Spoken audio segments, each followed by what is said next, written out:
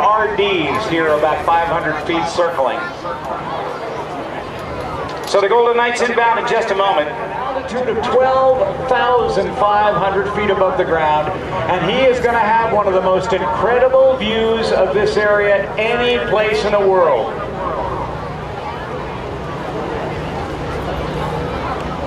Now let's see if they're going to do that jump at this point.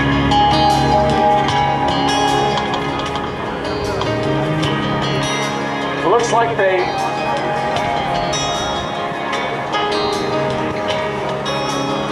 may be going around again. I'm not sure. At this point, I do not see a jumper out of the aircraft.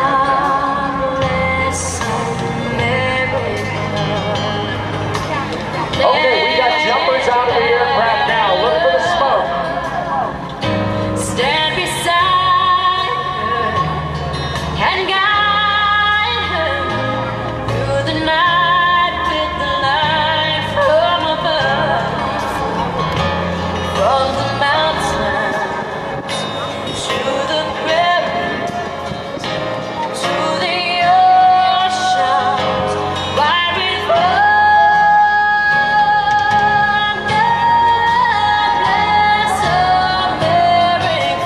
Testing 1, 2, 3.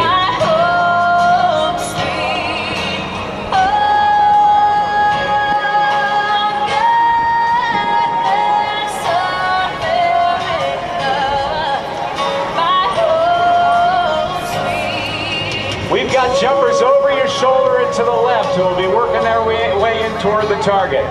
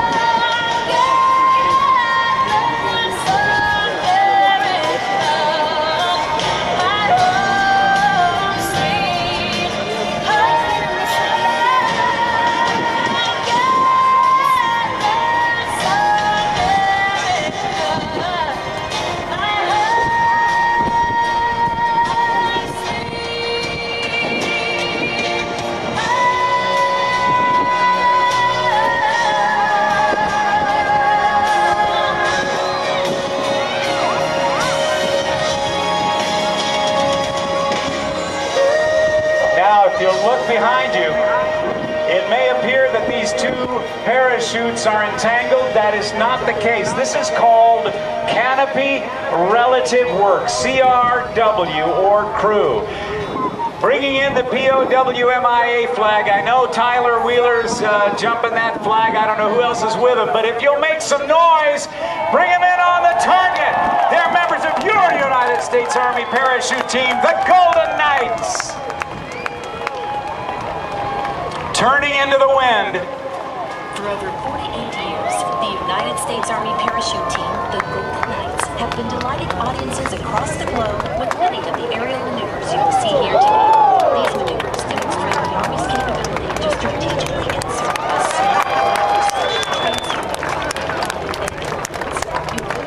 It was so overloaded. It was the case for me of sensory overload. There was so much going on, it was just impossible for me to understand all that was going on, even though the view was tremendous. Finally, on my third tandem jump with the Golden Knights, I began to get a feel for what it was like and really enjoy it. My last jump being in January, or early February I should say, down at Homestead Air Reserve Base, south of Miami, Florida. I had a view of Florida and the Atlantic Ocean like none other, because from 12,500 feet above the ground, you could see hundreds and hundreds of square miles. If you look way out over your shoulder and behind you, you can see that tandem parachute. It is a fairly large parachute, and I tell you what, Tyler, maybe I can ask you a couple of questions about this. Because you're jumping a parachute that is how many square feet typically? It's about 230 square feet, Rob. Okay, now these tandem canopies are significantly bigger because they got to handle more weight, correct? Yes, sir. These tandem parachutes are about 360 square feet. It allows so you can put more weight, i.e. the 2 passengers on the tandem. Got it. So, but they still have the same kind of forward speed as yours, or do they go a little slower? Ours are accuracy rigs, so they don't have the same flight characteristics, but they do move at a good forward speed of about 20 miles per hour, Rob. Got it. So 20 miles per hour and facing into the wind. Now, I understand that up at 12,500 feet, the wind was over 55 miles an hour. Yeah, there's a lot of push up there, Rob. So you have to compensate with your body position to make sure you can still track toward the target. That's right, Rob. All right, now watch the tandem canopy as it turns what we call downwind or along with the wind. As they get turned along with the wind, we will actually see them pick up speed across the ground. This parachute coming in here, Rob, he's one of our small videographers. He's flying a much smaller, much faster parachute. Whoa! You'll see him come across the ground at about 60 miles per hour. Oh, boy! How about that? Wow, what a great landing that was. That was awesome. So he's wearing a helmet-mounted camera. Was he videoing the free fall of the tandem? Yes, he was. He was videoing and taking pictures of the camera, of the tandem. He actually takes pictures and video of the tandem jump. Well, let me tell you a little bit about the tandem passenger as they work their way in toward the target. That is newscaster from WJLA TV 7. And it's Courtney Robinson. The story she wrote in a magazine recently talks about the fact that her dad, Lieutenant Colonel Craig Robinson, lost his life. And she is now supporting the Army and being jumped in on this tandem jump. She is a Gold Star daughter of Lieutenant Colonel Craig Robinson. He was a Special Operations Warrior Foundation. This is a Special Operations Warrior Foundation success story. She's a graduate at the University of North Carolina at Chapel Hill.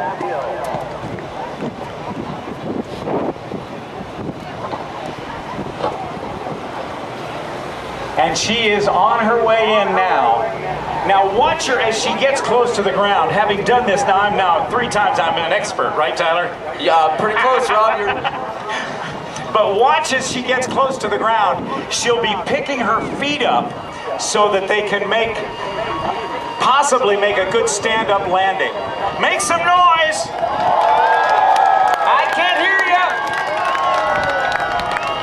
Turning downwind, they will then turn 90 degrees toward the target in the base leg right there, and then they'll turn into the target, facing into the wind for the softest and safest possible landing. That's right, Rob. Do you know who the tandem master is today? The tandem master is Staff Sergeant Joe Jones. Part of the tandem. See there, she pulls her legs up, going almost 0 airspeed. Take a look. From WJLA TV ABC 7, it's Courtney Robinson touching down with a great stand-up landing. All right, buddy. Tyler, take it away. It's all yours, my friend. Good afternoon, ladies and gentlemen. I'm Sergeant Tyler Wheeler, originally from Gloucester, Virginia. It has been my proud honor. The jumpers are out and the smoke is on. We now have members of the Black Demonstration Team. Accelerating to speeds of 120 miles per hour. The initial part of the formation is called the base, and it is actually launched from the left door of the aircraft. The remaining jumpers set up slightly above and outside the formation, awaiting the team leader's call. At 9,000 feet, the team leader waves his arms, signaling the outside jumpers to fly to the base. As they fly closer and closer together, they use their hands, arms, legs, and shoulders as flight controls, allowing them to safely complete the formation. The formation is now complete and continues to fly at 120 miles per hour. At 5,000 feet, the jump master waves his arms, signaling the outside jumpers to perform our bomb burst maneuver. And there you have the high-flying black and gold of your United States Army Parachute Team, the Golden Knights. Now, as you may have guessed, these jumpers are faced with a unique situation, a traffic jam in the sky. They must first gain vertical separation to allow for individual approaches into the target area. This is accomplished by pulling on the front part of the parachute and spiraling down at speeds of 60 miles per hour to set up a traffic pattern, just like you might see aircraft at a busy airport. The same degree of precision, discipline, and teamwork exhibited by the demonstrators and competitors is also exhibited by the Golden Knights Elite Aviation Section, nicknamed Team 6. The pilots who fly the team aircraft average more than 5,500 flying hours per aviator, and the maintenance technicians responsible for keeping these aircraft flying average more than 10 years of military experience. Their expertise combined results in the safest possible aircraft for the Golden Knights. If you look up directly overhead, you will see our videographer. He is on a much smaller, much faster parachute.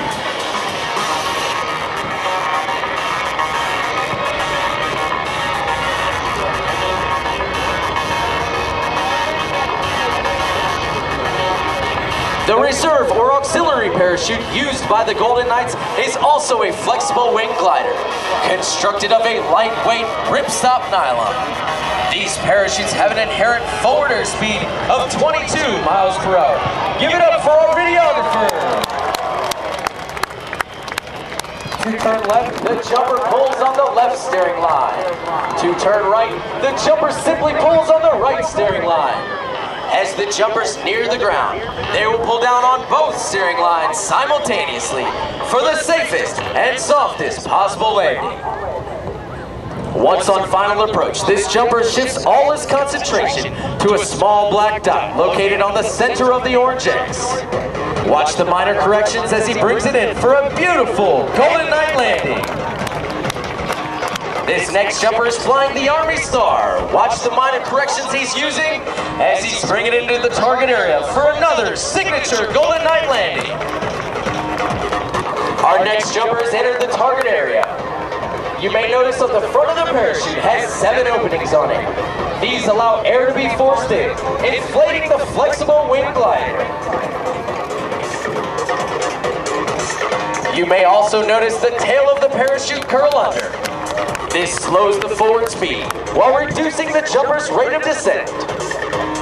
This jumper is on his final approach. He is shifting all his concentration to that small black dot located on the center of the orange X. It takes a great deal of concentration in order to land dead center on the target. Watch this next jumper as she brings it in the target area for another Golden Knight landing. And our last jumper bringing it down for a signature Golden Knight landing.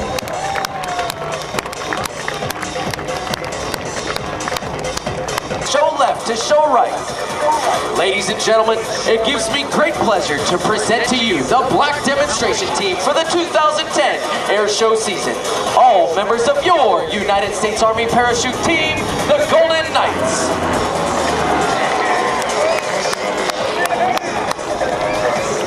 Now, in keeping with a long-standing Golden Knight tradition, we would like to present today's baton, which was flown in free fall, to a distinguished member of today's audience. Master Sergeant Jeff Bratcher has stepped forward and been introduced to the team leader. He will receive today's baton and meet each of the individual team members.